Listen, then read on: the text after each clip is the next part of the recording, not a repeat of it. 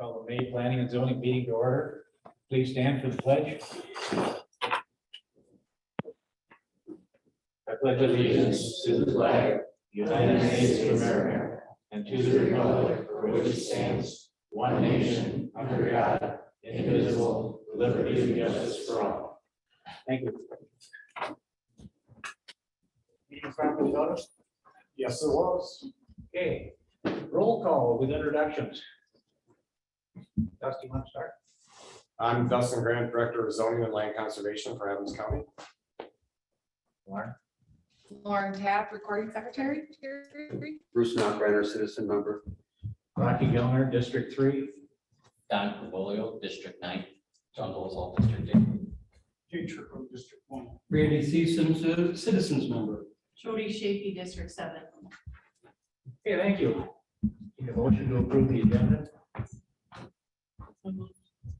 Second. Second to approve the agenda. Any further discussion? Hearing none, all those in favor, say aye. Aye. Opposed? Agenda is approved. Motion to approve the April minutes? I'll second. Any discussion? Hearing none, all those in favor say aye. Opposed? Okay, surveyor's report. It's on the computer. The surveyor's not here either, so. Everybody have a chance to look at the surveyor's report? Any questions? Okay, we'll move on. The treasurer's office has some address changes, and I'll let her explain that. Okay, in there, Warren had attached the addresses that we found to be out of order, and also a road that was actually mapped wrong when the original surveys were done on it, that the addresses are all upside down basically for the numbering. So we were asking the committee to please look these over and then approve that we could change these addresses. On the bottom of the pages, I've written what the addresses should be, and also if they were primary residents or not. There, a lot of the ones, there aren't primary residences, there however are 3 that are primary residences. And then everything on that road that needs to be changed, they're just vacation lots. Everybody had a chance to review these? Rocky, can I add something else? Yeah. One of the reasons it's important to have the correct addresses on there is, as you probably all know, is for 911 response, because all the addresses from the addressing system gets carried over to that 911. And with next gen 911, it's even more important. We went through a large addressing change several years ago. It wasn't an easy task, and maybe some of you were part of that, and my address was changed. It's not an easy task. It's not easy for Joe Public to have to change things, but the most important thing is that public safety can find that address based off of how it fits on the grid. Statewide, everyone uses, and I think nationwide, actually, there's a national numbering setup to work off a grid system so that they can find that address, and I just wanted to explain that a little bit. Does anybody have any questions about these address changes?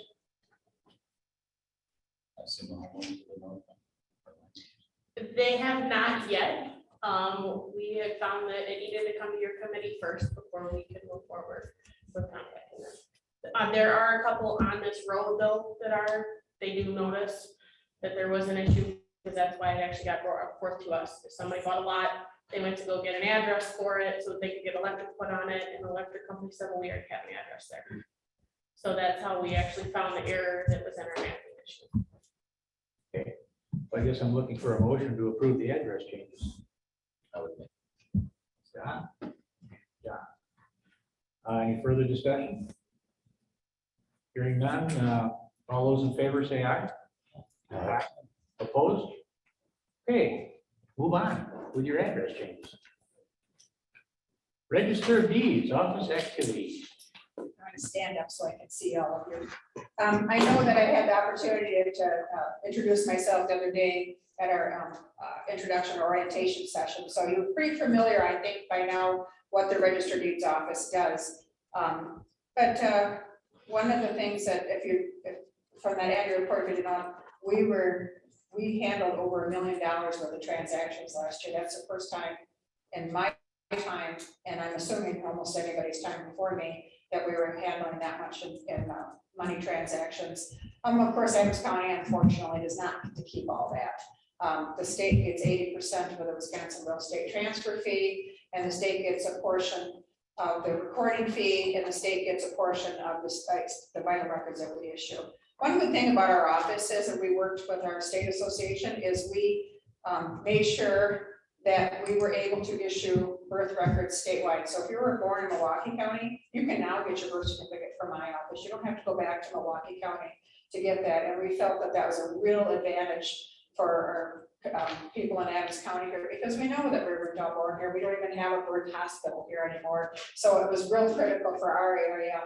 We've been doing quite well with that. This summer, the marriage licenses will change a little bit too, that you'll be able to apply in any county in Wisconsin and file it in any county and go to any county to get it. We can issue them now. So we're working on that. We're also working a little bit more on adding more older death records into the system, so we can issue those right now. If you have a death record prior to 2013, you have to go to that particular county to get that record. So we're working on that as well to update. The state is updating that system to handle that. So I think that's a great thing for everyone. So, and that's it for registered deeds. Okay, land improvement. Okay, the other day I didn't get a real chance to explain what land information does. I'm the land information officer for Adams County right now. What I do is I coordinate and facilitate the GIS, Geographic Information System activities in Adams County. Part of that is our online mapping system. If you've used that, I know it appears in some of your packets. We helped develop that years ago with the conjunction with a committee. And it's important because we get money back from the state. That money that I was talking about that goes on to the state every time we record a document, $7 goes to the state. Some of that money does come back to Adams County, in addition to a portion of that staying specifically, it's a segregated fund for land information to spend on improving land records, which includes the website. It also includes, we did the update of the public land survey system a couple of years ago. We finished that last year, and that gives us survey grade coordinates, and that's a requirement by the state to collect that data. I mean, like I said, if we're lucky, Adams County's been way ahead of this curve. Back in 1983, we had very aggressive resurveying of those monuments by our county surveyor back then. So we were really good, and we only had about, I think, somewhere between 12 and 20 corners that were not on. And so the county surveyor has been working on those, and I think he's down to a few, not very many. But one thing that's advantage to you folks is if you ever had a survey done, it's important that they measure from the accuracy from those specific monuments, so that all surveyors are measuring from exactly the same point. So that's one of the things we've done. We also been digitizing certain office records. We did digitize the planning zoning records. We digitized the county surveyor's records. We digitized some of my records. We digitized some of the county treasurer's office records. So that way it makes them available and also permanently archives those records, which is extremely important. We did an aerial photography project in 2020. Those funds were paid from those land information grants. No taxpayer money went to pay for those. No taxpayer money went toward paying for the PLSS, except for some of the materials that normally come out of the county surveyor's budget anyway. We also did what's called the LiDAR, that's light detection and ranging. That's when the plane's up, sends a little pulse down and measures we don't have a lot of elevation difference in Adams County, but it does measure that. It helps in planning purposes, for engineering purposes, and floodplain mapping and things like that. So those are the projects that we've been working on with those grant monies. I'm proud that we got a great group to work with. I'm proud that Adams County has been a part of this, because that's how we got our digitized parcel mapping. We're ahead of the game compared to some other counties, because when the state required it, we already had it done. So I'm pretty happy about that. So I don't know if anybody's got any questions. All right. Okay, thank you. Okay, we'll open up the public hearing portion of the meeting. Rusty, first one. The first application is for JJRJ LLC, reopen tabled conditional use request under section 40538C of the Adams County Comprehensive Zoning Ordinance to allow lodging for additional units, camping facilities on property located in the northeast quarter, section 36, town 16 north, range 5 east at 1411 Evergreen Ave, town of Easton. I do have a fair amount of correspondence to share. The first was a phone call, is from Daryl Struck. They felt it was poor property right now, doesn't feel they would take care of it. Loud also on weekends disrupts wildlife.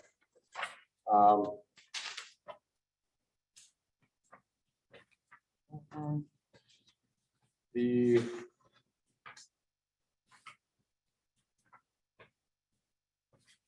first one, to whom it may concern, my husband and I are residents of Easton Township at 1388 Evergreen Ave. We have serious concerns about a conditional zoning use application for 1411 Evergreen Ave. Has the Wisconsin Department of Transportation, the Adams County Highway Department, or Easton Township Road Department been contacted and done any evaluation of the impact of traffic which could result from the change in zoning? Including the 10-ton one-lane bridge located at Evergreen Ave, how would the purported medium-sized campers and trailers impact the safety and structure of the bridge? And who would determine the definition of medium-sized camper? Fifth wheel camper, 12,700 pounds, 5,000 to 16,000. Sorry, it doesn't say pounds. This is an average of empty campers. Fifth wheel campers, when fully loaded, could easily be beyond the weight limit of the bridge. Empty weight on motorhomes. Bus shaped Class A motorhomes weigh 16 to 30,000 pounds. Class C motorhomes, larger than Class Bs, usually weigh 12,000 to 20,000 pounds. All fully loaded motorhomes would be over the weight for the bridge. There is no possible way that the bridge weight limit could be enforced constantly. Therefore, we would request that none of the proposed pull-through sites be allowed. As far as I can tell from the map, I do not see any pull-through capacity even shown, or capability even shown. The proposed road inside the property is a loop in front of these sites. No road or drive behind, which would allow for pull-through camping. Environmental. This is an area that is predominantly zoned for residential and ag use, not business. The addition of 11 cabins and various tent sites seems to be overkill for the property and the residential agricultural nature of the surrounding area. Given the need for septic service for all these buildings and the sandy nature of the soil in this area, what is the exact plan for the septic system? Will there be septic fields, and how could that impact the wetlands in the creek? How is the below ground swimming pool going to be emptied and refilled? Will the chemicals also be allowed to run through the sandy soil and impact the wetlands and creek? Will filling this large pool affect the water table for neighboring residents? Would the water use by all these additional buildings and camping sites also affect the water table for neighbors? Has the DNR had any input regarding these changes? Is the infrastructure up to code and adequate for the proposed changes? I request that intensive environmental impact studies for both water and wildlife be mandated before this zoning change be allowed. Burning, 11 different fire pits. Of what construction will open burning be allowed in the pits on days determined by DNR as anything other than low risk? Wouldn't one communal fire pit be far more practical and its use be easier to regulate by staff? Noise pollution. I feel the neighbors in the area all enjoy the relative peace and quiet of our neighborhood. This proposed change would severely affect that. Since this is a proposed family campground, can a noise curfew be put in place from at minimum 10 p.m. to 8 a.m. and no noise or loud music should be heard outside the property boundaries at any time. Light pollution. There should be no light pollution emanating from the grounds. Lower lighting, not on poles and not bright enough to cause neighbors to have any difficulty enjoying observing nature at night in total darkness at their own residence. Additional concerns. No hunting or shooting should be allowed. No fireworks displays of any kind. No customers allowed to bring and operate any off-road vehicles.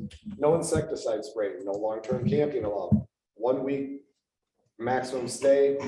Camping should be of a seasonal nature only. Limiting the time period from May to October. No full-time residents except the staff maintenance person. As far as the possible negative impact on the tranquility and quality of life in the neighborhood, I am exceedingly concerned. Without some very strict regulations in place and the means to enforce them, this could easily be a nightmare for years for our families, friends, and neighbors. I would ask that all these concerns be addressed prior to any approval for a conditional use variance. Thank you for your time and attention. Sincerely, Lisa Medine. I am Mark Beta and my wife is Nancy Beta, and we are property owners at 1423 and 1419 Evergreen Ave. Our 1419 property from road to the creek is the western neighbor of Evergreen Hollows. Our 1423 property is the western neighbor of our 1419 property. We have concerns about the conditional use permit that the owners of Evergreen Hollows have requested. We oppose this permit being approved, but if you do approve it, we ask that our concerns be taken into account and that the conditions that we have listed be placed on this conditional use permit. After asking some questions, I would like to address our concerns followed by our proposed conditions on the conditional use permit that should help mitigate some of our concerns.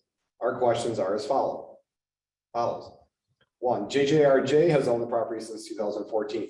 Since then, no major improvements have been made. Evergreen Hollows appears to have been operating as either lodging or a campground or both, based off of their website, Facebook page, and what we have witnessed, which includes talking to some of their guests and talking to one of the live-in property managers.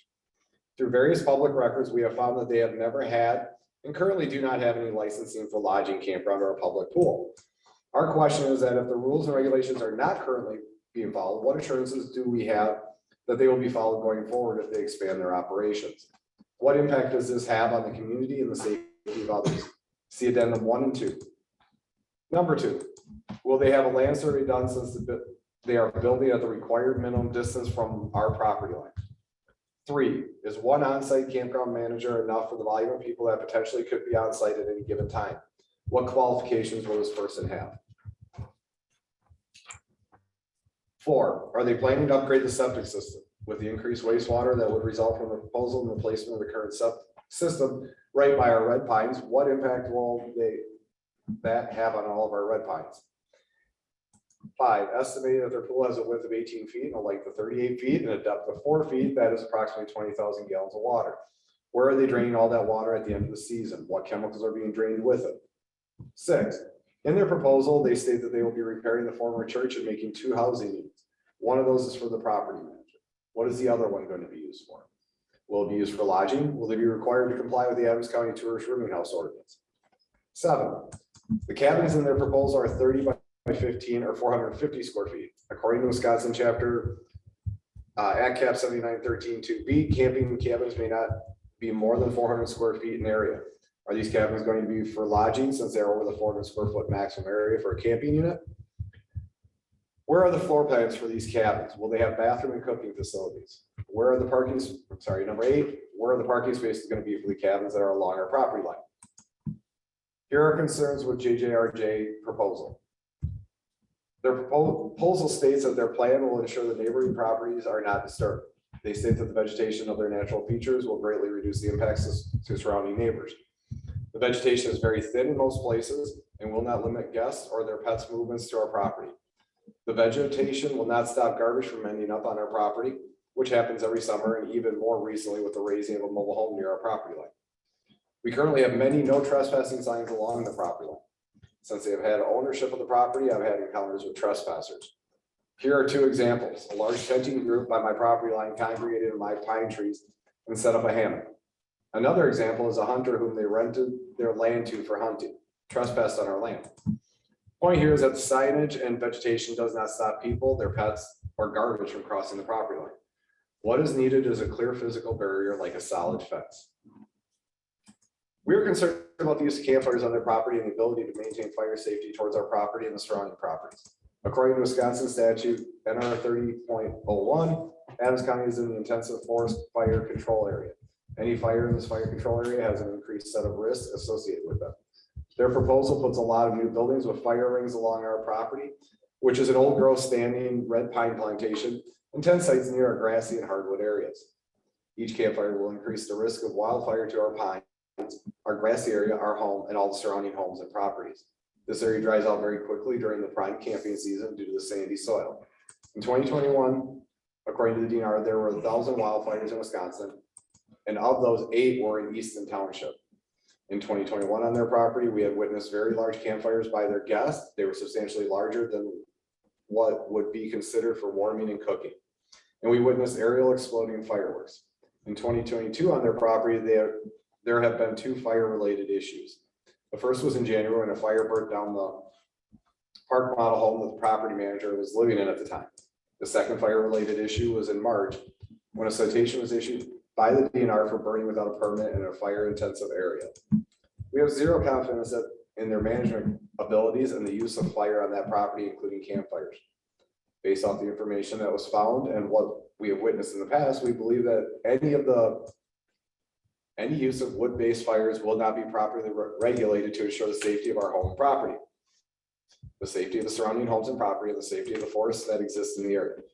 We believe that the use of so many fire pits in such a small area and near so many residential properties will decrease the air quality due to the smoke that is generated by them. See addendum 3. Their proposal does not include any mitigation for the increased noise that will come from the increased volume of people, vehicles, and their recreational activities. In the past, we have heard loud noise into the night and exploding fireworks coming from their property. Their proposal does not include any mitigation for light pollution and the impact of those lights on their neighbors. Any increases in light pollution will take away enjoyment of outdoor nighttime activities such as observing the night sky. Their proposal for the placement of cabins states that they want to limit the impact of the neighboring property, which is our property. They're putting most of their cabins along a great portion of our pine trees, our property line. We feel that the number of cabins along our property line should not increase from the current number of units that already exist as of today. Our properties are thin, and anything along the property line will have an impact on the enjoyment, use, and any future building on our property. Their proposal does not include any plans to mitigate ingress and egress traffic from Evergreen Ave. Evergreen Ave is a small rural township road, and the most direct access to Evergreen House is from Highway 13, then west on Evergreen Ave. There is a narrow culvert that is situated in a small valley, and as you come up the incline after crossing the culvert, there is their driveway. We feel that there is a potential for visibility issues and that the culvert is not capable of supporting heavy vehicles and increased traffic. We are asking that the following conditions based on our concern to be placed on this conditional use permit for Evergreen House. Some of the conditions were applied to a previous campground in Del Prairie, see addendum 4. A solid fence with signage that resort ends here along north, east, and west border of the property. No wood burning fire pits. LP gas fire pits would be fine if they were at least 50 or more feet from any property line. A single communal gas fire pit would be preferred and safer. No fireworks. Quiet hours between 10 and 6. No large groups. No bright lights, especially multi-LED products with a high lumen output, and no lights that are on 24/7 other than low lumen output lights for the safety of their guests. All pets must be leashed under direct control at all times. Pets must not be left unattended. No hunting or shooting on their property. No tents in the floodway or within 75 feet of a property line. No recreational vehicles of any size. No more than 4 adults per cabin or tent site. Limit the length of stay so not to promote long-term living. At least 1 handicapped accessible cabin. The maximum number of units that are passed with this permit should be the maximum number of units permitted on the property. No drones or other aircraft capable of taking images or recording video. This is a residential area and drones pose a risk to privacy. Evergreen House is a business in the middle of a mostly residential area. We feel that any expansion of this business will have a significant impact on our residential community. If the committee decides to approve the permit request, we feel that without conditions on how that business is allowed to use the land, operate on that land, and expand the use of that land, there will be an even greater impact on our rural residential community. Evergreen House is in the middle of all but 2 residential single-family home properties. They are not surrounded by business or industrial properties. 17 of the properties within 300 feet of the closest border of Evergreen House are zoned R1, and 2 properties within 300 feet of the closest border are zoned A1. We have lived here since 1993. This is our home, this is our life, and this is where we are going to retire. We bought our property so that we can enjoy the country life in a small rural community. Musical acres and their guests were small in numbers, the visits were infrequent, no hunting, firearms, or fireworks were allowed, and they were closed for the winter. We knew that and accepted those things when we bought our property. Even with the current ownership of the property, the volume of guests has been low. In a historical sense, their property has been used with a low volume of guests and low impact activities. We feel that the owners of Evergreen House do not have our best interests at heart when they design their campground. There is nothing in this proposal that will keep our property from being impacted from fire risk, their guests from going onto our property, and the garbage that is generated by their guests ending up on our property. Our pine trees and the light amount of vegetation will not stop any of these things from happening. But the conditions that we have outlined should lessen the impact. But please keep in mind, no matter what, there will still be a significant impact to us. We feel that the proposed growth of Evergreen House will significantly reduce the enjoyment of our property, our quality of life on our property, and the value of our property to us. As our governing body, We implore you to limit the impact to us, our neighbors, and our community. And then they did attach a number of addendums that you all should have received, photos, maps, references. The next one is from Scott Pitta, address 2919 14th Court. My land is adjacent to the property owned by Evergreen Hollows Campground. If a business permit is made, certain conditions need to be included. No wood burning fire pits, all pets need to be on leashes, no campsites in the wetlands, floodplain, no hunting, quiet hours between 10 PM and 6 AM. We live in the country for specific reasons. We love seeing wildlife. It is quiet. There is no traffic. At night, the sky is full of stars. Living next to a major outdoor resort will compromise our quality of life and will disturb the birds and animals that nest and bed down in the wetlands behind our house. Does Evergreen Hollows even have a business license? Why were they not present at the township zoning hearing? This is not the kind of business practice that makes for good neighbors. This is from James Valenciano. Valencia?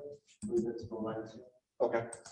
My name is James, and I have property located at 1437 Evergreen Ave, as well as a lot at 2906 14th Court. It is my understanding that the current owners of Evergreen House is proposing to the board to turn the property into a campground. We cannot allow this to happen. We enjoy the current peace and quiet of our property, and by allowing the property to be used as a campground would only increase not only the traffic on our street, but the potential for trouble. About 5 years ago, my neighbor's house and my house were both broken into. The person responsible was prosecuted and served time. This person was and is believed to still be a resident of the trailer park at our end of the street currently. We cannot allow another trailer park like the environment to invade our area. The time, headache, and frustration we went through after the break-in was more than enough. Police were not quick to respond and certainly were understaffed. How are they going to handle calls for another campground? The current property known as Evergreen House is currently in such disarray. There is little to no confidence that the current owner will even come remotely close to improving the area. There are currently structures on the property that are missing doors, windows, parts of their siding, roofs, and even open electrical panels. How can one say that they now want what's best for the area and will improve it when currently it's being treated like a dump? We enjoy our little piece of heaven and would like to remain as we have it. Please consider all this in your decision.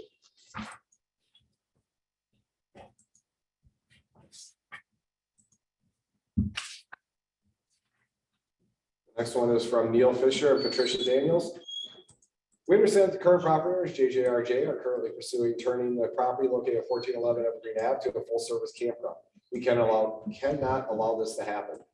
First and foremost, they have been allowing campers and the use of the in-ground pool, along with even a full-time resident this past summer, and even as current as this past January when the full-timers trailer burnt down. The full-time unit even had chickens on the property in a coop. This information can be verified with the picture attached that was posted on Evergreen Hollows Facebook page. As per Wisconsin Department of Financial Institutions, there is no active licensing for campground, lodging, or pool use. So our question is, how are they operating as it was? How has the county collected any revenue from the income generating property? Have they paid anything to the IRS so far? If not, how can we trust that they will actually become an honest, upstanding member of the community and actually be beneficial to the county if they've been running it behind the curtain? Their website states that there are another 10 older models on the land as well, and they need a little work to make them pretty too. We would like to know which 10 are they referring to that are only in need of a little TLC. As you can see from some of our pictures that are attached, the structures on the property are in need of much more than a little TLC. Their current website also advertises that they are renting units out right now for money. How are they doing this if they are not licensed?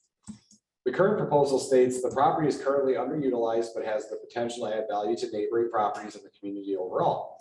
How is bringing more people to increase noise population going to benefit us as neighbors? We have invested time and love into our properties and enjoy the peacefulness of the area.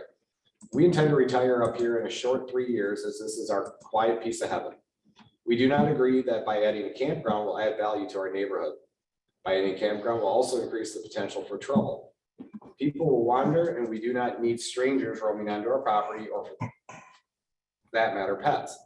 The current proposal states they have given consideration to the current environment and impact to surrounding neighborhood uses. Have they really? How will the current septic system be upgraded to handle additional campers? And what impact does this have on neighboring properties and the stress on their systems? The current proposal states that the design fits well within the community and existing natural environment to both promote recreational activities while ensuring we are not disturbed. What sort of recreational activities? If they are making walking paths on the property, then what happens if campers wander onto our private properties? The noise from kids screaming in the pool, people shouting, and dogs barking all will contribute to noise pollution. Fireworks, campfires, lights, and headlights, for example, all contribute to light pollution. We are here because we enjoy the peace and quiet. We ask that this all be considered in your decision. The proposal also refers to a volleyball court. Currently, the volleyball court is a patch of grass right off the pool. If this is being advertised as a court, is this going to be moved somewhere, or are they planning on redoing this as an actual court? Another concern we have based on their proposal, they advertise pull-through sites. How is this going to work? Currently, the pull-through sites that they refer to are along the north side of the property, along the fence line that runs the length of Evergreen Ave. In order to have pull-through sites, one would need to pull in off Evergreen. There is a gully that runs along the fence line. How will one pull through the gully? You cannot block the flow of water, so filling this in, we don't believe is an option. As for our biggest concern, currently, as you're aware, Evergreen Ave narrows to one lane at the culvert bridge. This culvert is in such disrepair and cannot possibly handle the weight of more traffic, motorhomes, fifth wheels, and bigger trucks. Not to mention if they are bringing in manufactured homes, as their proposal states. Again, the structures on the property are in such disrepair, we don't foresee the fixing up of what they already have on site. We propose that the campground is allowed to proceed, that an impact fee needs to be put on the campground to cover the cost to redo the culvert bridge. They need to be held responsible for part of the cost. There is no reason the county or state should have to cover the cost completely for this just to accommodate the influx of traffic. As you can see from some of the pictures that I have attached, the property is in such disrepair. We do not have confidence that the current owners are actually going to improve the area enough. Considering thus far, it appears to be a dumping ground for old trailers, an old pickup truck, mangled metal, open electrical panels, hanging wires, and numerous other issues. They have owned it since 2014 and have not improved it thus far. If this campground is allowed to move forward, we ask that you at least put conditions on them so we as neighbors can at least hold them accountable. We are proposing conditions such as, but not limited to, no fire pits at individual sites.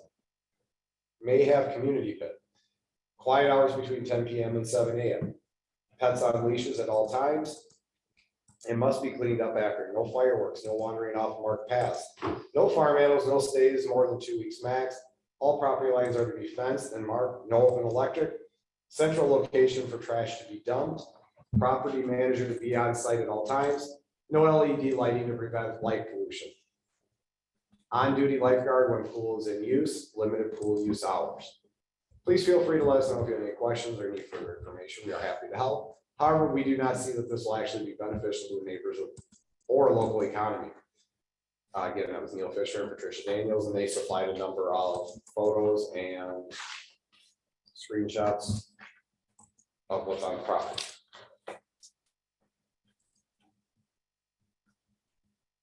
Thanks for your course. This is from Glenn Ryback, 2922 14th Court.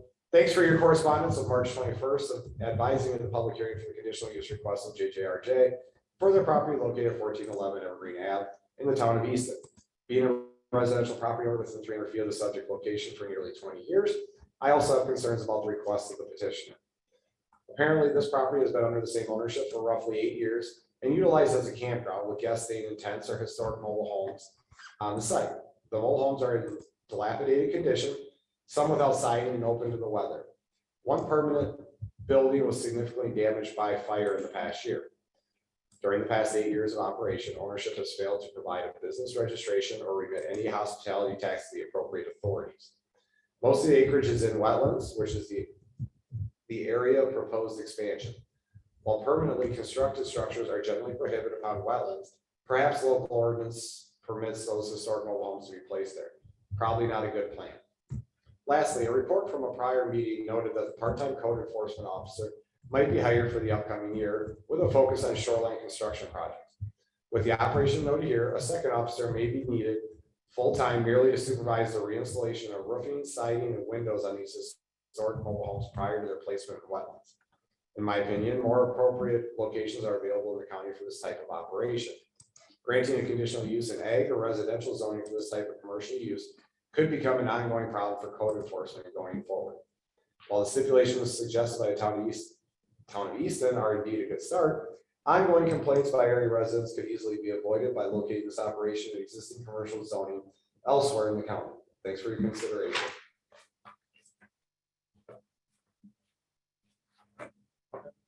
The last item I have, or correspondence I have, is from the town of Easton.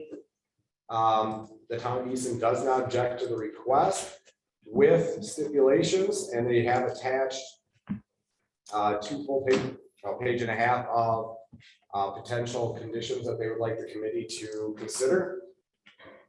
And we should have those. They did request that the limit be set to 20 camping sites.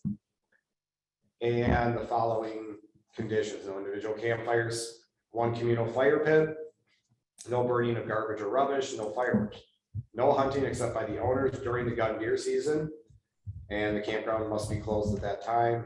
No shooting, no archery, removal of all hazardous materials, including exposed electrical, metal, etc.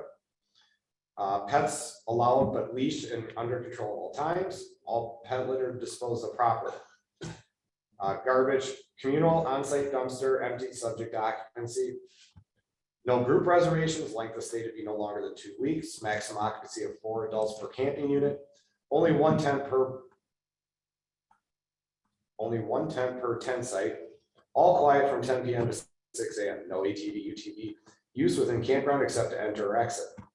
Light, low lumens, downward and inward directed, minimally placed, but with safety in mind for campers, visitors, but not intrusive to others, including neighbors. Privacy, no drones.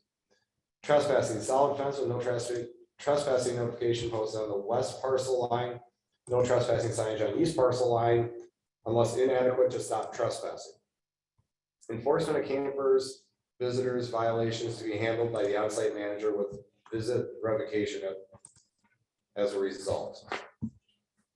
Property lines surveyed and marked, established prior to installing fencing. Grounds maintained, proper disposal of pool water at the end of each season. Entire campground brought up to county standards. Camping units to be 400 square feet or less per AdCap 79. On-site manager contact information posted for campers, visitors, and neighbors to be able to alert manager of problems. Proper and valid licensing in place prior to opening campground and maintained and enforced. Only one entrance exit into the campground. Recreational vehicles, campers, weight to be under Evergreen Ave culvert capacity of 10 ton at all times.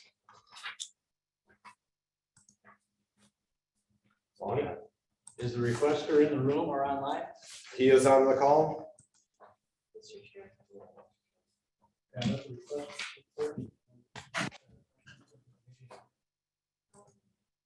She has a statement she should probably say it first. I think I need to say that for transparency's sake, I am chair of the town of Easton Planning Commission.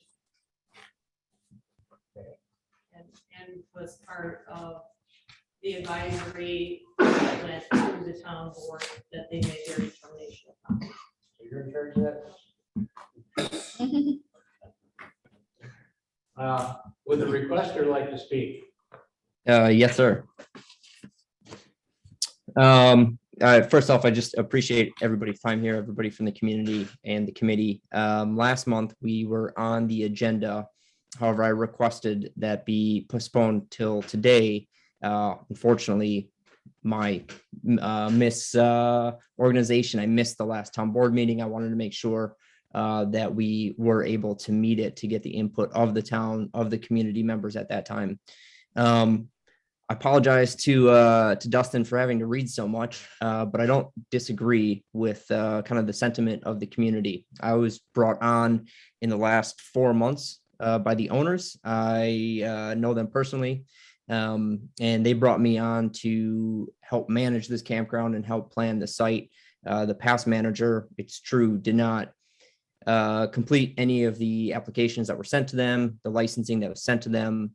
And they did create a website that, that promoted the neighbors woods to the west of us as part of the campground. All these things are wrong. And so I was brought on when this was found out. I was brought on because my background is in urban and regional planning. I've worked for local government for the last 10 years. Spent the last 4 years working for Sauk County as the economic development coordinator, work with planning and zoning up there.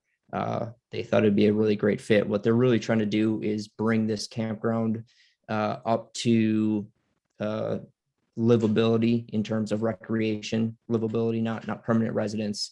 And it's been a challenge over the last couple of years. Again, there are issues with the last manager. There are issues with trying to remove the trailers. There are issues, a whole bunch of issues. And I understand the hesitation of the neighbors and others from the community. So far, what we've done in the last few months, I've worked with Dustin and his team, planning and zoning, work with Tim Wubin up in Wood County with the health department, DSPS, worked with the town. We've got some neighbors helping us remove the structures that are on site that are not, that we don't want there. They're not habitable. We've worked with the fire department and the sheriff's office, making sure everything is getting in the right direction. And it's going to take time for us to build all the trust. And, I apologize for that. I want to make sure we're on the right foot. I do agree that a number of the conditions that were in place, we have no opposition to. There are a few I'd like to talk about, but open that up more. I just, for right now, just want to thank you all for your time. And, hopefully we can start moving in the direction that is best for everybody. Okay, thank you. Are there any questions from the committee members?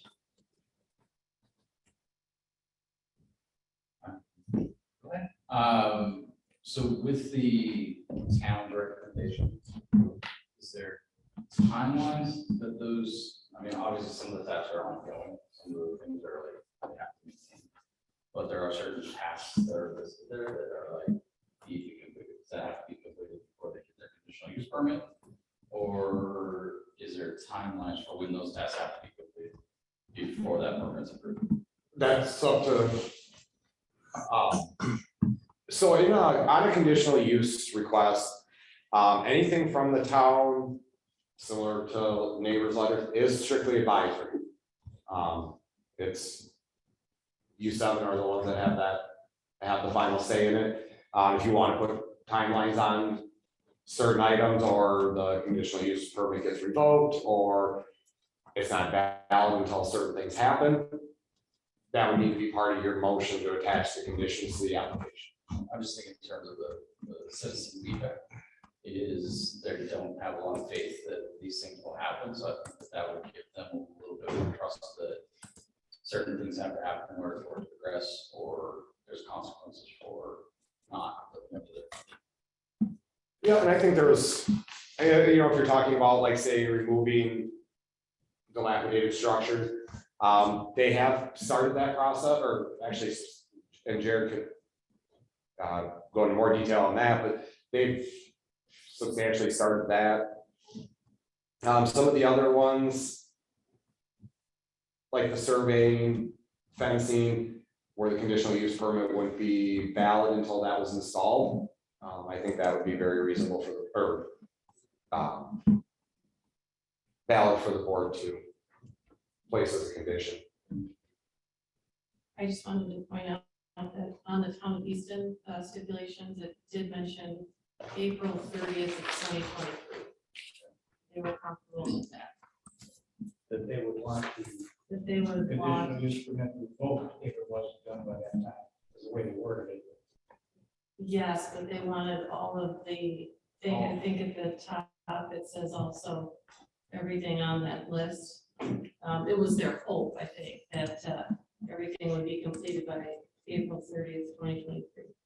And I think part of that, they said they want it brought up to county standards. I think that's backwards. Are they in violation right now? No, They're not. no, in general, they're not. There's 4 garages slash cabins that were brought in without a permit. They are aware of that and are removing. Did you start that process? Not as of the last time I was out there a week and a half ago. Jared, can you speak to that at all? Yeah, all those cabins are already gone. Oh, they are, okay. They're all gone. I was also gonna say a couple things. One is, our plan, it looks pretty large, and I admit it is. We have no intention of even coming close to having this done in a year or 2 years. Our goal this year is to get the site cleaned up to standards, have those pull-through sites and some tent sites. That's it. If we could get a cabin in, that would be great, but it would be at the end of the year. The conversation regarding deadlines, once we get the conditional use permit, my next call is to Tim at Wood County, work with him on getting the licensing for the campground, work with the state on the pool. I'll actually be up tomorrow at 9, meeting with somebody to go over the condition of the pool and go from there. But yeah, we've been canceling any reservation up till this point. And if we get to a point where we have a reservation in the near future and we don't have a license, those will be canceled too. So we're not trying to sneak anybody in or do anything until everything is good to go. Okay, then I guess, This is Trish Daniels.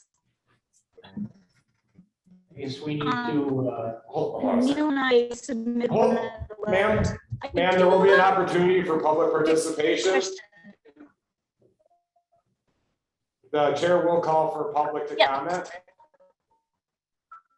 Right now, the board is discussing. Not a problem. okay. Is there anyone out there that would like to speak on this proposal? Please state your name and address, and you'll have 3 minutes. And the person in the room is first. My name's Mark Beta. My wife Nancy Beta. We own the properties at 1423 Evergreen Avenue, 1419, directly to the west of our house. So a couple of things I have on my list here are, as I asked 8 questions in my letter, I have not gotten answers for those, either at the town board meeting or at this meeting, so I would like Jared to answer those today, please. The next thing I'd like to do is modify one of the conditions if possible, or suggest a modification of one of the conditions. The fence. We asked for the fence and we would like a solid fence, yes. But after talking to Jody Dusty, there's gonna be a certain limit to where a solid fence is not permissible under waterway protection, things like that. So we'd like to see that condition modified to say a solid fence to where permitted by code, then a split rail fence where permitted by code, and then posted signage as far to the creek as possible as permitted by code. That would be the first thing. Second thing, we would like to see a condition added that would allow for one totally handicap accessible cabin to be made available. Another condition we would like added is that this covenant will expire if the property is sold or transferred. We would like to ask for another condition, which tents are at least 75 feet away from our property line. And the reason for that is, once again, almost all of our property line is being consumed by structures. And we thought maybe have a little bit left for us with these.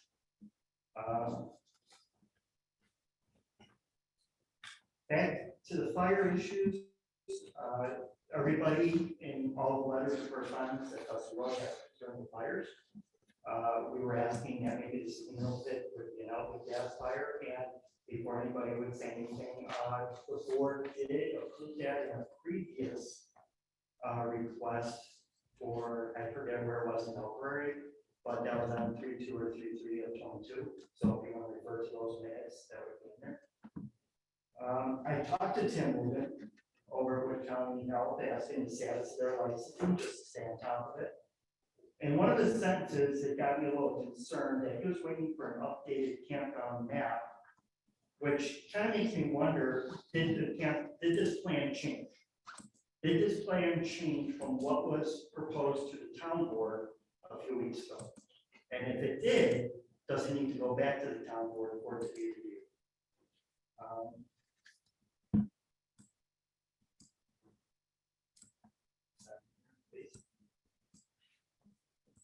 I guess other than that, it's probably more of just my comments at this point.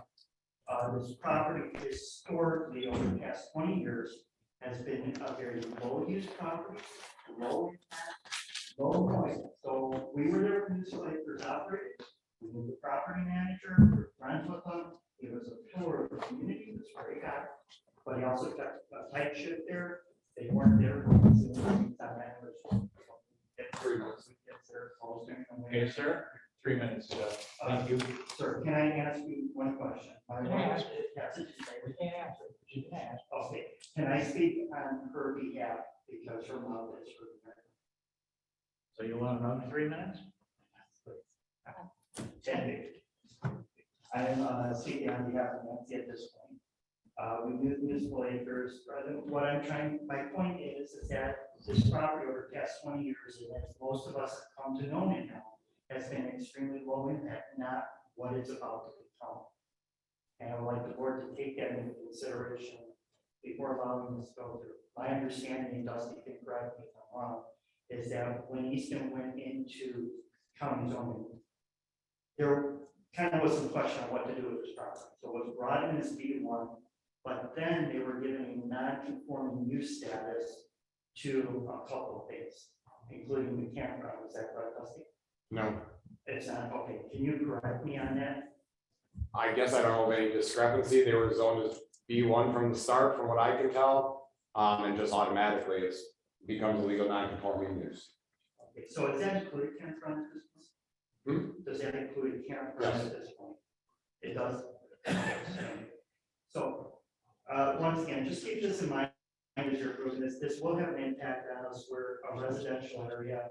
We have a lot of homes nearby. We have a lot of people who are retiring or living here, like we live here full time. And all of this is going to impact us. Thank you, sir. Yes, sir. My name is Scott Pete. I'm an adjacent landowner, full-time residents. We sent a letter in which you all read, which I will not repeat. We are concerned that we don't want campsites down by the stream. They'll be in full view of our living room window. It will impact the ducks that's there, the wildlife that are there. And it's tagged out of marsh. You're not gonna be able to put a road in there, put campsites in there. I mean, it's not a cornfield, it's not a hayfield, it's not high and dry. So if a guy wants to run a small campground, that's fine. Man has a right to do business. But the campsites, they're not feasible in a marsh. I would request that they be denied. Okay, thank you. Anyone else who wants to speak on this proposal? Is there anyone that wishes to speak in favor of this proposal? Oh, wait, I have one more comment. I'm sorry. This is Neil Fisher. Okay, go ahead. Your Okay, address? Your address? 1435 Evergreen Avenue, Adams, Wisconsin, and 33. I noticed there's a camper there now. I don't know if it's the on-site manager, but is there current septic field or permits pulled? Have they been inspected? And that's basically it. I agree with having limitations as specified. No reason to waste any more time with that.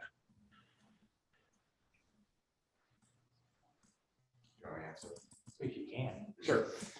So with just like any other request, all other laws have to be followed. So just because the board would approve it, the septic system has to meet the septic system would have to meet today's standards for campground.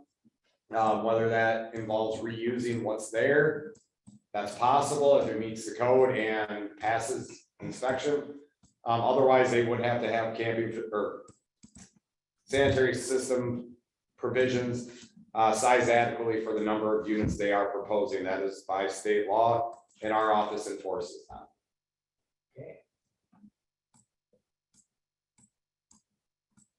Okay, is there anyone else that wishes to speak for or against this proposal? Is there anyone else that wishes to speak in favor of or against this proposal? Hearing none, it's up to the committee.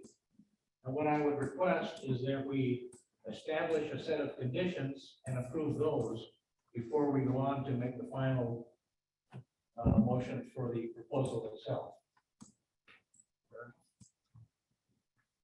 So, The applicant should have an opportunity to respond to any comments brought up during public hearing.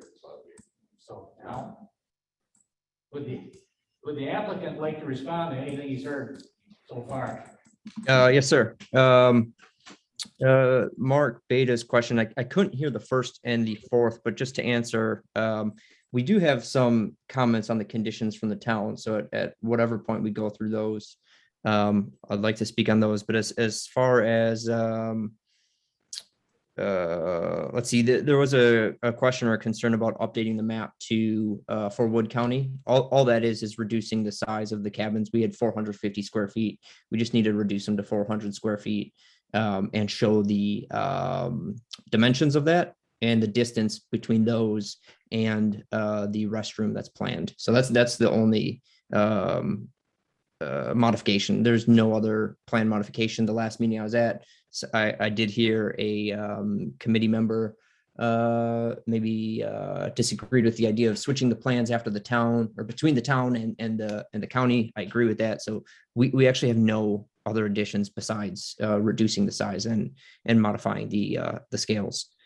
There were a few other comments, but again, I mean, I think the meat of this is going through the conditions from the town. Like I said, 90% of these we're okay with. It's the other 10% that we kind of like to discuss in more detail.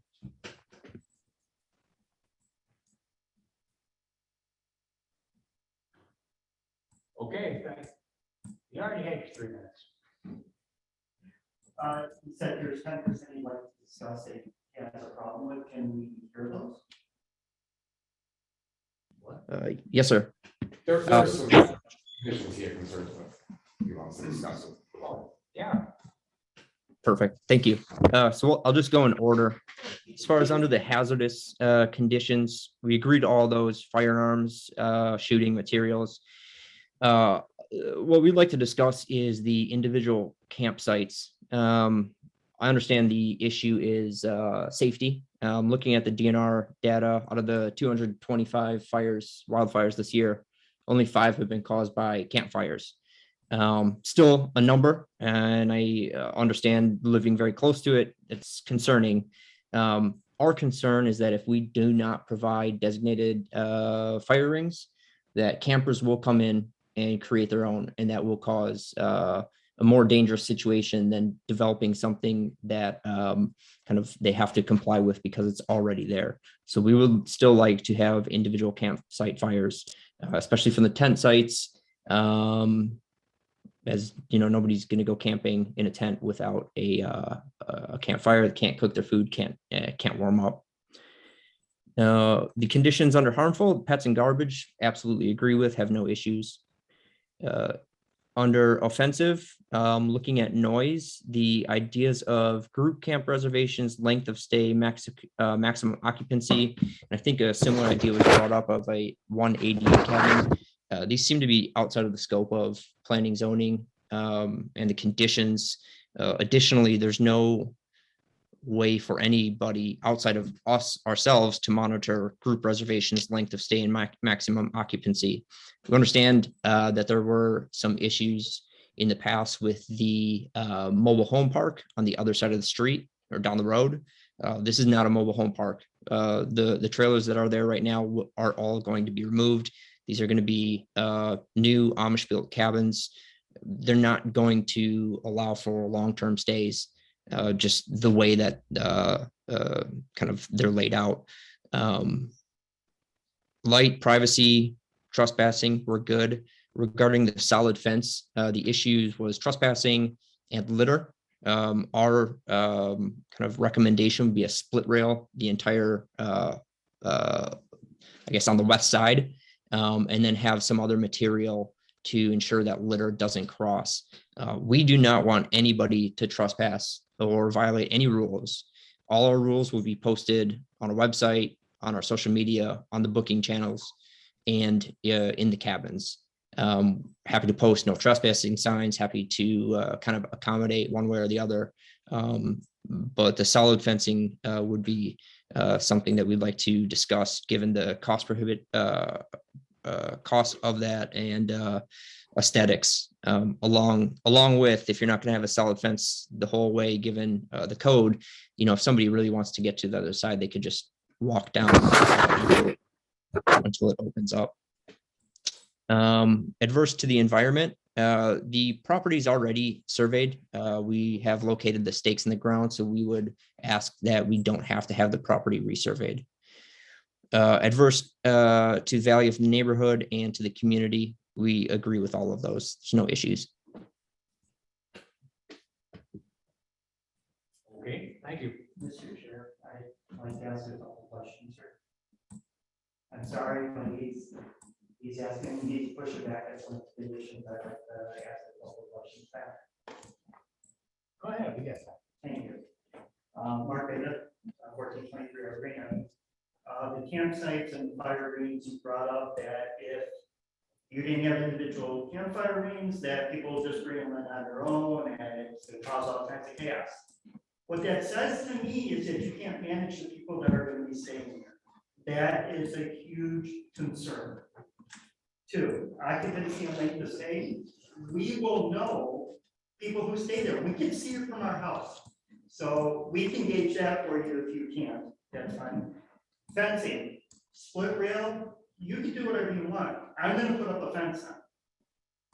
The problem is, it shouldn't be my cost to incur from my savings account. It should be your cost that you can write off as a business expense. And lastly, survey the markers. You didn't locate the markers. Those are my markers from my survey I had done in 2006. I would ask you, and I would implore you, and I would urge you to resurvey, because those markers could have been moved. And if you're going to be setting up cabins at the minimum 30-foot setback requirement, I'm watching that. And if it's an inch under, I'm going to report that file complaint to planning and zoning. Thank you. Hey, thank you. Now, it's up to the committee to establish a set of conditions. We can start with what the town requested. Go from there.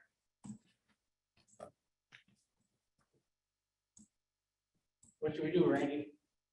I think I like the solid fence idea, at least between the 2 property lines where the site, I don't know just how far it goes, but the site along the 2 property, between the west side. Right, he's down more. Yeah, I don't know where you start the solid and start the split rail. That's one thing I would like to see if I lived there. Have you seen these list of conditions that the town put on their approval? Anybody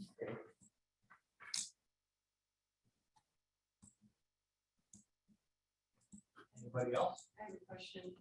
Is Jared willing to dedicate a site to the handicap? Because that is not on any of the conditions, and I don't know. And that needs to be, I know that in past, we've put that we need a handicap site. Jared? Yeah, sorry, I'm thinking here. I'm absolutely happy to look into it. I'd have to see how that fits in and where it would go.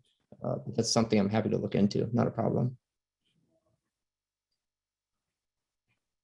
I guess my hesitation is if what impact that has on the layout of the cabins, but also the nature of the restrooms.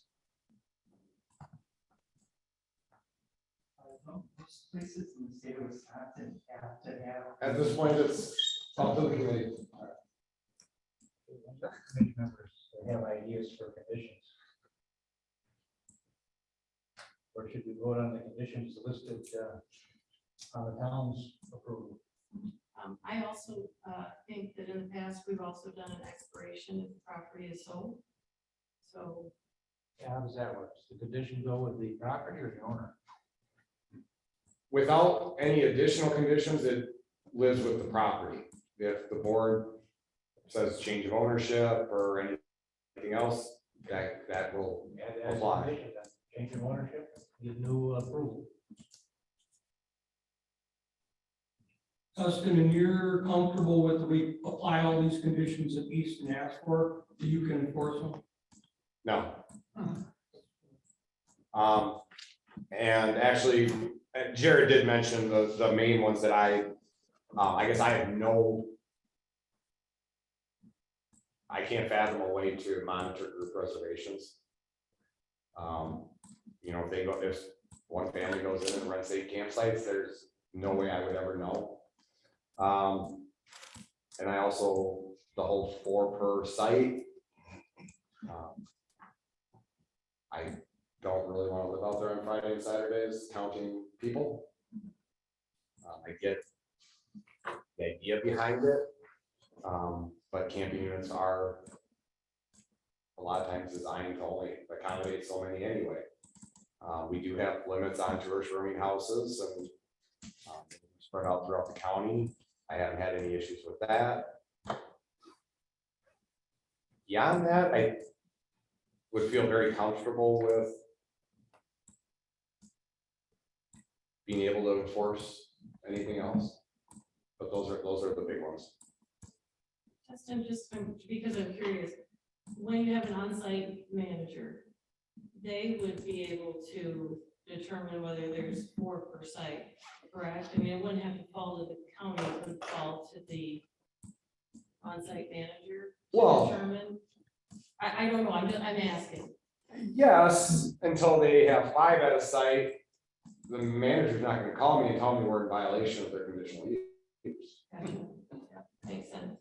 So the way I look at it is, what can my office actually monitor and enforce?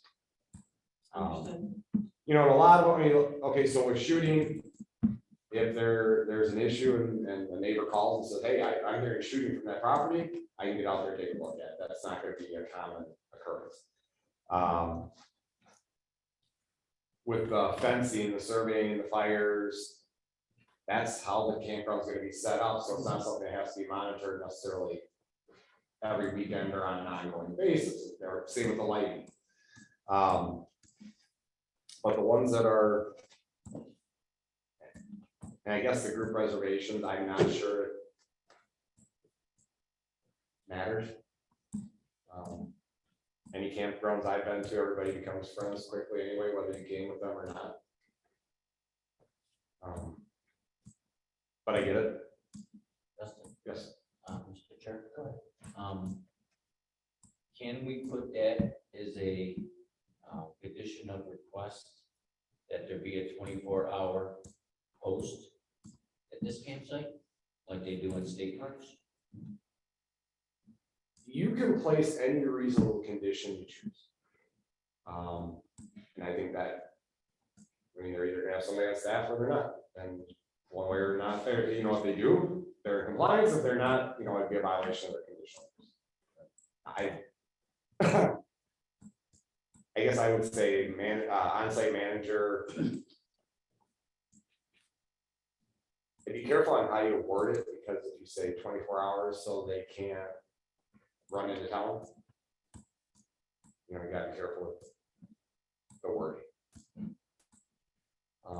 Majority of the time. Available, or. I'm even struggling with how to word that fast.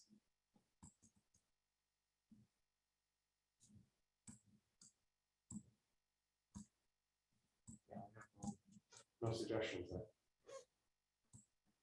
Majority of the time, or Because if they had some there 24/7, that would also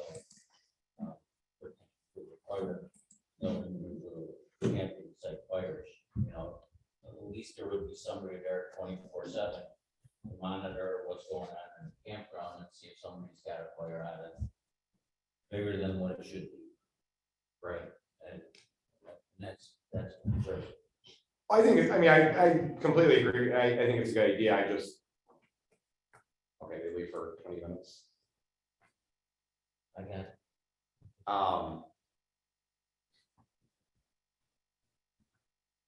Well, to the extent of human possibility.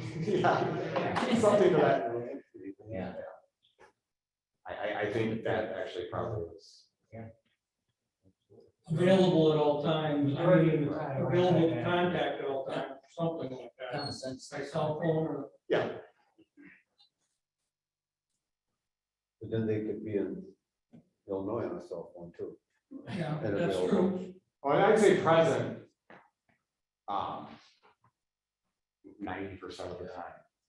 I, maybe put a number on there and that allows for that little bit of wiggle room. Dustin, if these conditions, if we put all the conditions on, for example, that Easton's got, which is pretty, locks them down pretty good with the fires and all that, would they be allowed to come back in a year or two after they prove themselves and ask for any modification of this? Yes. And other additions or subtractions from the list of Easton's conditions? Anybody? I'm still not clear, I apologize, Mr. Chair, they can't begin renting until all of these conditions are met.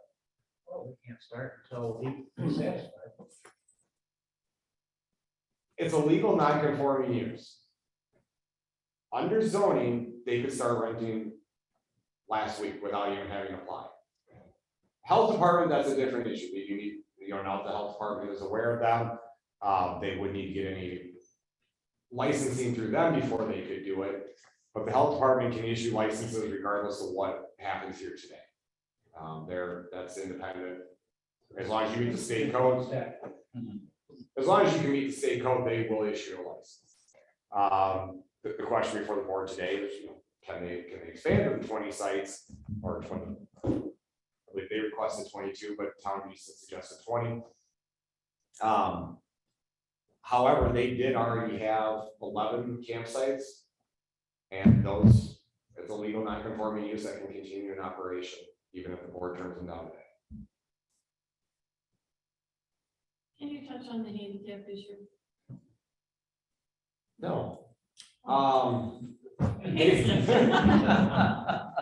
They would have to comply, what I can say is they have to comply with all state regulations, so if, and I think that was what Mr. Vito was talking about, is if there are handicap restrictions or requirements on the cabins, they have to meet, it's not optional. And the health department would also get involved in that if we would too. Can a campground exclude renting to a handicapped individual? I would be very surprised if they could. So that you have to have at least one handicapped accessible structure, or Well, I suppose if they're tenting, exactly. If there's other options besides the cabins. okay. And I think the request was to have one of the cabins be handicap accessible. Right.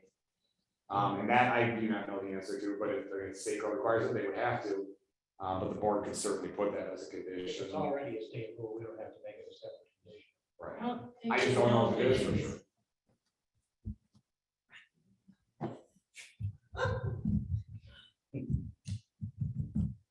I have no idea. Are there any other additions or subtractions from this list? We have the change of ownership to put on, so once change of ownership occurs, Condition, the conditional use. conditional use permit is for this owner. And then I wrote down on-site manager available to contact and present in community, Keeps going. 24/7. Within reason. The fence, yes, solid fencing, then split rail, then, no trespassing, parking. Whatever meets state statute. Solid as far as it can on the west line. Just what the town asks for, other than what, when it gets into the wetland or whatever, the Yeah. shoreline protection.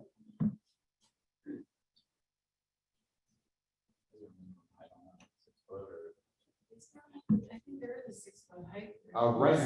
Residential fence, the maximum height is 6, security fence, the maximum height is 8. 10. But those are both maxims. Which would this apply to? Is this a security fence or a residential fence? Because we've got residential on one side, business on the other. Right, typically a security fence is to secure premises. And that's not gonna apply because you're gonna be open on three sides, two sides, you know. Well, and if we're talking, part of it would be split rail. Down further. The idea is to keep people off of the neighbor's property. Is somebody gonna have a 6-foot solid fence? Somebody gonna have a 4-foot solid fence? That's a lot of effort. So I think if the board put a minimum height on there, then we'll work on the maximum. Pick a number, Jody. Gosh, I don't know, I think of aesthetics. How high can you jump? I can jump mighty high if a bear is chasing me. I think the 6 foot may help with the viewing from your residents. Minimum 6 foot. Okay, minimum 6 foot. Any other conditions? We have a working list? Okay, so we'd like to make a motion on approving these conditions. So just to be clear, it's what the town said. Can you read the additions? Let's see. The ownership for the Cub goes with the current owners, doesn't go with the property. On-site and manager available by phone and in person, solid fence, minimum of 6 feet. Anything else? And did you want to put the date? We'll leave the date that's there, the April 30th, 2023. Okay. The property line survey is his responsibility to survey, is that, a That's in the condition of this? That's in the town That's in- condition. It is in here, he says done, it could be as simple as having the corners reflagged by a surveyor, which is Okay. pretty minimal. And then are we addressing handicap access to a solid building? I'm just putting it up there. Yeah, that has not been addressed yet. I mean, I think the state code says they have to have a handicap sign, they will, if not, I don't know what it really matters to the use of the property with the other property owner. So handicap per state regulations. Then you would have to Okay. mention it. Perfect. Okay, now I need a motion. And this is just to attach the conditions to the application, it's not a vote on the application. I'll make motion to attach these conditions. Okay, we have a motion and a second. Get that, Mark? Okay, roll call Okay.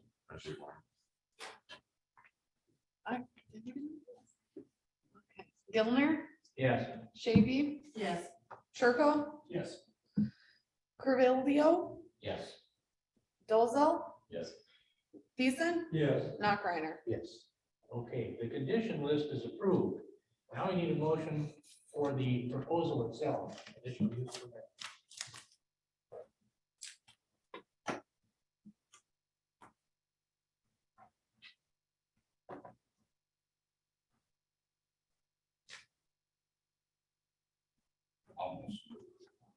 We have a motion to approve. We have a second, I'll second. and we have a second. Now, roll call vote on the proposal itself. Okay. Shavy, Yes. Churko, Yes. Curvilio, Yes. Dolzell, Yes. Thiessen, Yes. Knockreiner, Yes. Gilner. No. Okay, motion passes, and this does not have to go before the full county board. Just gotta deal with Dusty. Okay, the next one. All right. This was tabled, and town of Yellow Prairie has not met yet. We tabled it because they changed the proposal between the time the town heard it and the time it got to us. So we tabled it so it could go back before the town board. The town board has not met yet, so I would entertain a motion to table it again for, until the next meeting. I'll make that motion. I'll second it. Motion and second to table the request. Any further discussion? Hearing none, roll call vote. Churko,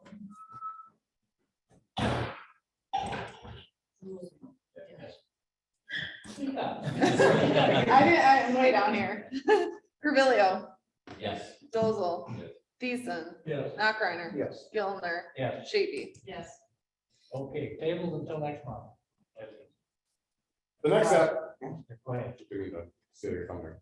The next application is for Pula Land Company, rezone request for a portion of parcel 5.318 acres from A135 exclusive ag with farm preservation overlay to A3 secondary agriculture on property located in the northeast northwest quarter, section 12, township 19 north, range 7 east, parcel number 6-218, town of Colburn, 164 Beaver Court. In your pack or on the information online, there is a certified survey map that is actually sitting in my office, has not been approved pending final county board action. It is for about just over 5 acre parcel, cutting off the buildings. I do not know. I did not receive any correspondence. And never received anything from the town of Colburn either, right? We don't know if the town of Colburn even heard this. Nope. I've not been in contact with them. Well, I recommend we table this one too until the town hears. Need a motion on that. I'll make a motion. We have a motion and a second to table the request till next month. Any further discussion? Hearing none, roll call. Carvillo, Yes. Dolzel, Yes. Deason, Yes. Knockreiner, Yes. Gilner, Yes. Shapey, Yes. Churko. Yes. Okay, table till next month. Excellent. You're gonna get tired of tabling stuff. The next application is for Signature Farms 2. Rezone request for 2 parcels, 9.77 acres from R2 rural residential to R1 LL, single family residential large lot. On property located in the southeast quarter, section 36, township 18 north, range 6 east. Parcels 24-1306-10 and 24-1306-15. Town of Preston, 1897 West 7th Ave and 1885 West 7th Ave. The town has requested that there was a change in the proposal. The town has requested that they have another opportunity to rehear it and that the board table it till next month. Need a motion to table. Motion to table. I'll second. Motion and second to table. Any further discussion? Hearing none, roll call. Dolzel, Yes. Deason, Yes. Knockreiner, Yes. Gilner, Yes. Shapey, Yes. Churko, Yes. Carvillo. Yes. Excellent. The next application is for Crystal Robinson, rezone request of parcel 6.253 acres from A3 secondary ag to B1 rural business on property located in the southeast quarter, northeast corner, section 21, township 15 north, range 7 east, parcel 12-670, town of Jackson, address 3341 County Road G. There was some miscommunication on the town level or between the applicant and town, and they have not heard the application and are requesting that be tabled until next month. Motion to table. I'll make a motion to table. Second. Motion and second to table. Yeah. Roll call. Any further discussion? Hearing none, roll call. Deason, Yes. Knockreiner, Yes. Gilner, Yes. Shapey, Yes. Churko, Yes. Carvillo, Yes. Dolzel. Yes. Okay, table till next month. Next month. The next one is Edward Bates and Kelsey Chemnitz with the rezone request for a portion of parcel 5 acres from A1 exclusive ag with farm preservation overlay to A3 secondary ag on property located in the southwest quarter, northwest quarter, section 26, township 18 north, range 6 east, parcel 24-907, town of Preston on 9th Ave. The town did hear this one and they do not object. That was at their April meeting. I received no other correspondence. And the idea is to cut off a 5 acre parcel to build a residence. Okay. Is the requester present?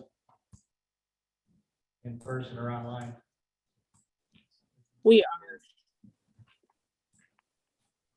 Do you have anything to add on this proposal? No, our adjoining neighbors, Benjamin and Brittany Silva are in favor. Seems they're following the same life goals as we are, so we met with them. They seem to be on board. At our town meeting, one of our neighbors, Mike, I didn't catch his last name. He's to the south of us. He seems to be in approval of it. So that's what we have. We submitted a narrative letter of justification with our packet. I believe you received that. And yeah, that's what I got. Are there any questions from the committee?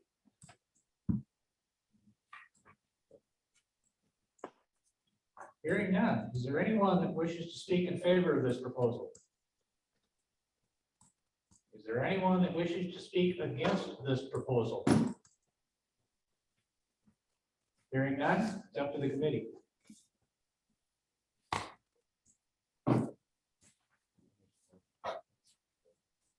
We have a motion to approve.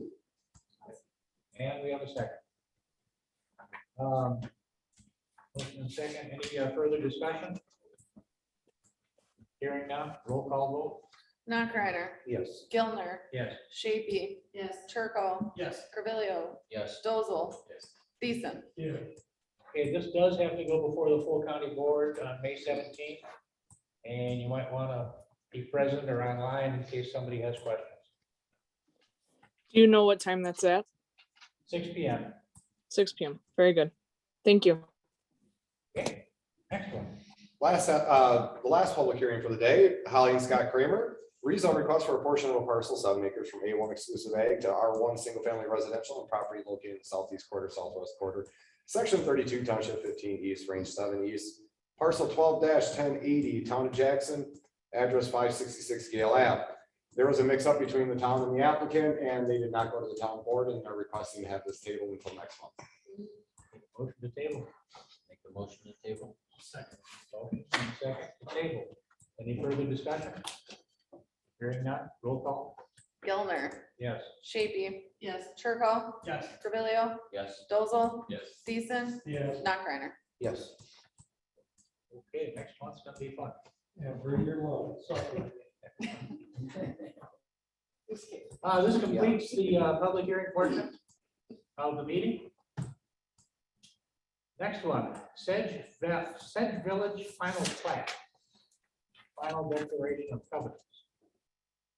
For those of you that were here last month, we reviewed, I think it was last month, reviewed the preliminary plat. They have been working with the town of Rome, and from what I can tell, there's not many. If there were any changes, they were really minor. There had been discussion about having a secondary access or exit, excuse me. The town, I'm not seeing it on the final plat, or I didn't see it on the final plat. However, there is an area that's common land. Or, yeah. Not privately owned, that could potentially be used as an emergency exit. But if the town of Rome is okay with it, county surveyor has reviewed it. He had no comments on it. And it's gone through a review process. The only question that remains is the final paper that it actually comes in on. Okay, what are we supposed to do with this? Vote and approve. Well, or vote, I can't tell you. He's right. Is this separate for the plat and the covenants, two separate votes, or? No, the covenants is more your information. The way I read the ordinance, the committee really looks at the plat. The attorneys look at the covenants. Okay, does the committee have any questions? Just curious if outlot 2 is still on there. Yeah, I didn't have my glasses on, but I didn't see it, and wasn't outlot 2 for the emergency route or not? And I gotta remind me on that from last time. Outlot 1 is the entire roadway. Yeah, Not seeing an outlot 2. There's, they make mention of it, which is why I was in the covenant, I think. And I can't find where it actually is. I thought it was that area. Okay, this, yeah, this is so to the west, between lot 6 and lot 24, I thought there was some kind of outlot designation in a previous plat, but Well, and they didn't label it that way, but there's, there is all that communal land. is that the communal land that they're referring to as a possibility, potential for emergency? Yeah, but they didn't label it as excuse me, lot 2.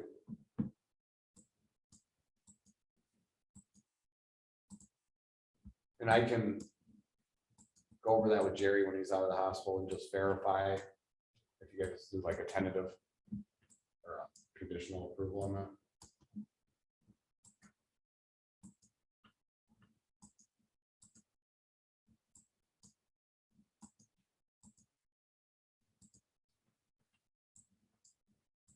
Any other questions? I would entertain a motion. I'll make a motion to approve. Motion and second to approve the final plat. Any further discussion?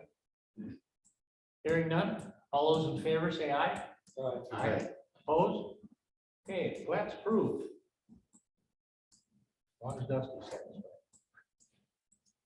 By the time it's recorded, I will be. Okay, financial report. Any questions? We are doing well.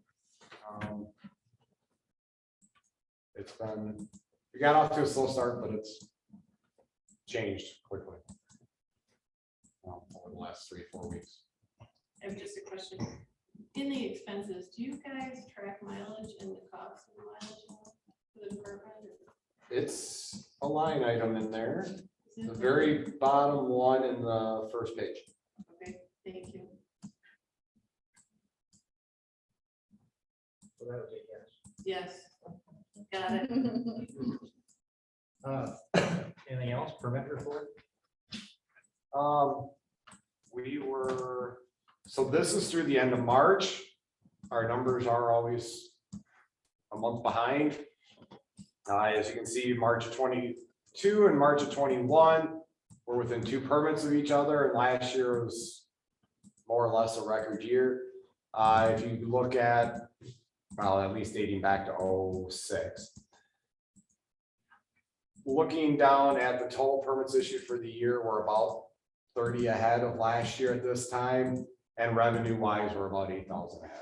And that's through the end of March, and April was busy. Okay, any questions? Planning and zoning division updates. Have none. We're working on, nothing, no major updates. The part-time position is on the agenda for admin and finance Monday. And we have been doing the zoning duties for the town of Quincy. We've actually issued a number of permits for them. We're quite, I'm anxious to get a new person to assist in that. But so far, we're not having any issues getting out there. In a fairly timely manner. Rich goes out before we issue any permits, just verify property condition. He does that in all of our zoning permits now. And we have started enforcement action on a couple of properties out there that have been, there have been complaints about, and we're moving towards compliance on one, and the other was just initiated. And these were high priorities for the town of Quincy. On the county side, we do have a number of properties that are in various stages of litigation. We do have some court hearings coming up here on some pretty major violations. Okay, Are you getting a first wave of complaints? Are there many or? Not as many as I thought yet. I think the residents of Quincy are letting us get our feet wet for a little bit. But the one primary one, or at least the way I took it, we have started, the sheriff's department, and myself, visited the property yesterday to hand deliver notices. And the other one was a rental situation. He just didn't realize, because I contacted the owner, he didn't realize the property had gotten in that state, and he's taking care of it. And that was, like I said, that was called in on a complaint. Other than that, I haven't received that, like off the top of my head, but I know they're coming. And we found some also, even without the complaints. Any other questions? Correspondence? I have none, and I guess just a brief update for I realize half the committee probably doesn't know what I'm talking about. So county zoning, we're obviously the zoning, or I'm the zoning administrator for any towns that have adopted county zoning. Countywide, shoreland, floodplain. The town of Quincy, along with about 4 or 5 other towns, actually have what's a town zoning ordinance. They wrote their own laws, they are responsible for enforcing it. We really have nothing to do with it. The town of Quincy had been contracting with a different company to be their zoning administrator as opposed to just hiring somebody to be on staff. They weren't happy with the results, so they looked for other alternatives. And what happened as of April 1st was they hired our offer, Adams County, to act as their zoning administrator. So we don't enforce the county zoning ordinance, we enforce the town zoning ordinance, therefore. And they pay us for that service. Any lawsuits, enforcement expenses are paid for by the town. So there's no cost associated there. And then the part-time position that we're referring to is the looking to hire a shoreline specialist and a town of Quincy expert. That's where they would be devoting the vast majority of their efforts to work in those 2 areas, because they are different types of ordinances than the general. So, brief update. Next meeting, June 1st at 3 p.m. Mr. Chair, can I ask a couple questions? Go ahead. Okay, so there's always this question of notification for 300 feet out or adjacent neighbors or whatnot, and the timing of it. I'm just wondering if it's possible for the planning and zoning department to send out notification to adjacent neighbors or 300 feet away at the same time that you send out notification or participation forms to the municipality in question, rather than just 5 days before it comes to the committee. Because you're already sending things out, just, Right. it's a tiny thing. The notifications to get sent out at time for the town board meeting as well. That's Because the what, town that's my doesn't do it. angle, that's my angle. So I would strongly recommend having our office notify anybody at the town meetings. Say that again, Dustin. I would recommend strongly against having us notify town meetings. Because if town meetings change or the town chooses to have you go to a planning commission and then the town board, not all towns do that.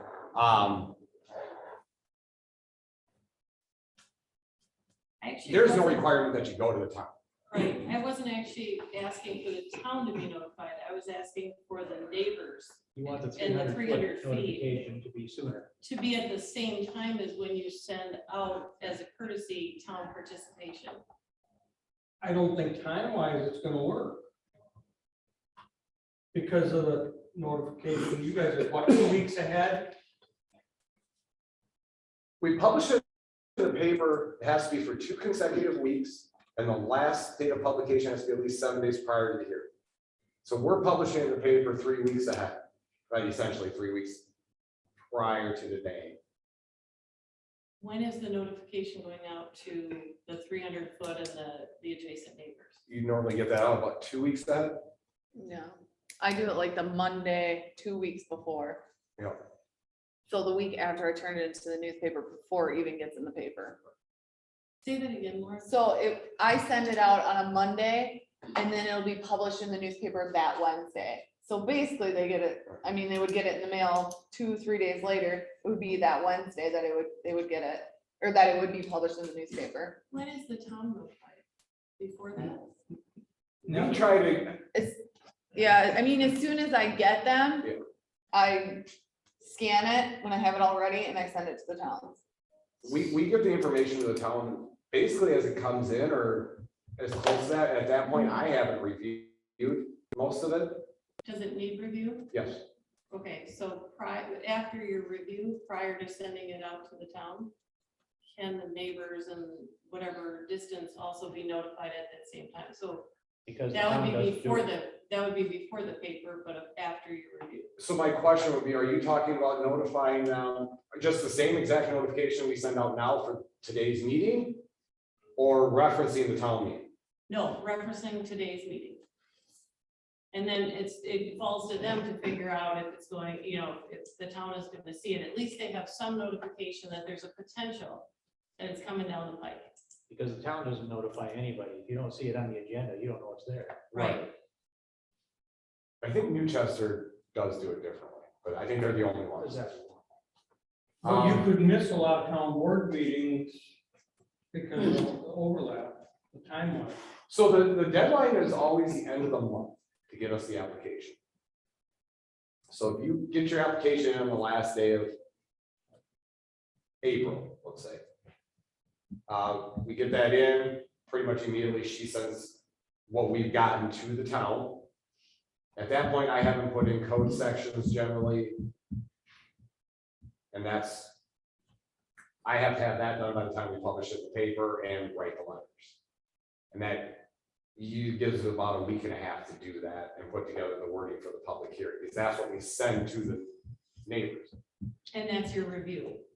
That's part of the review, yes. So prior to me being here, the deadline was the same. The deadline was the day it was due in the newspaper.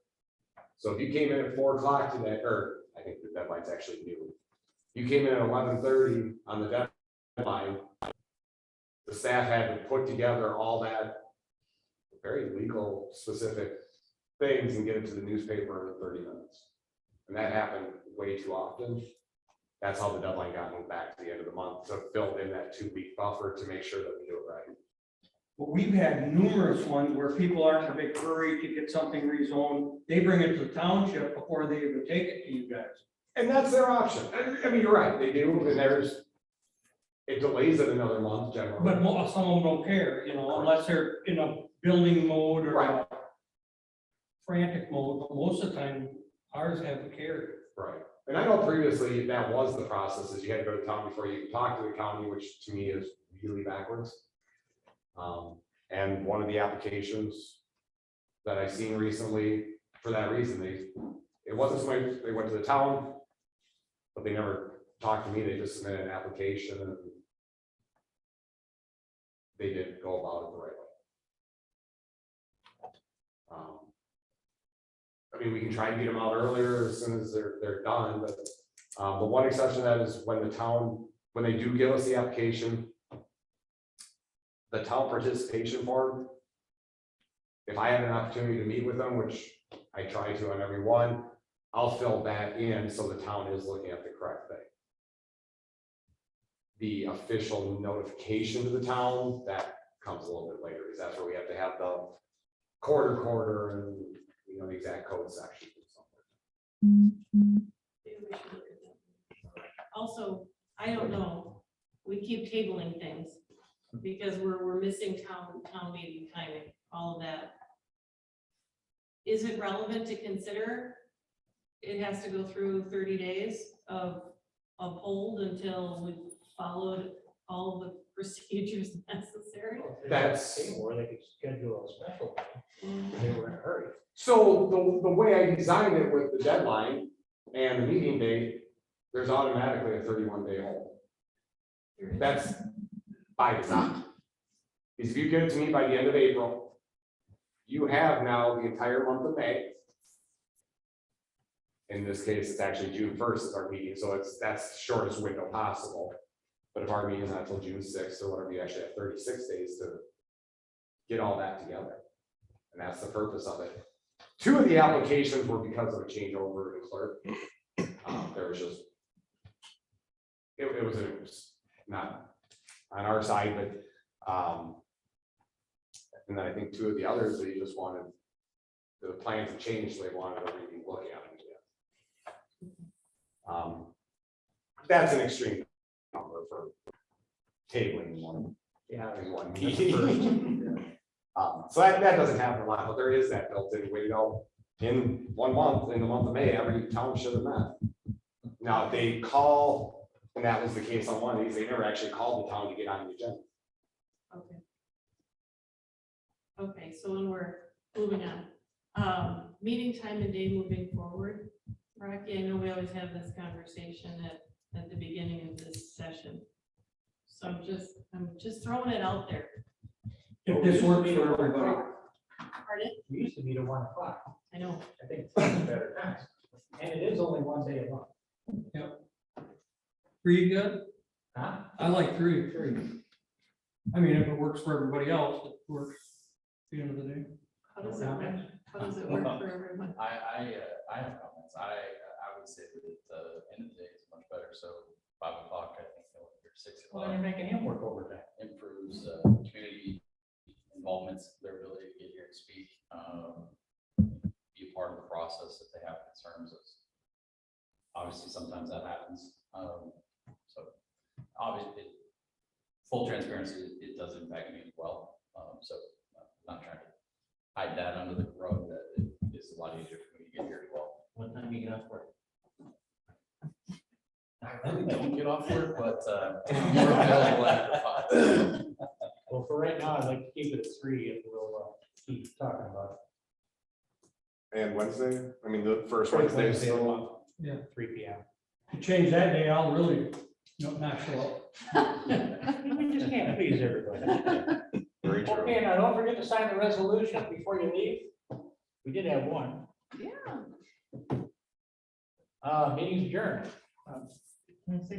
Oh, yeah, meeting's adjourned.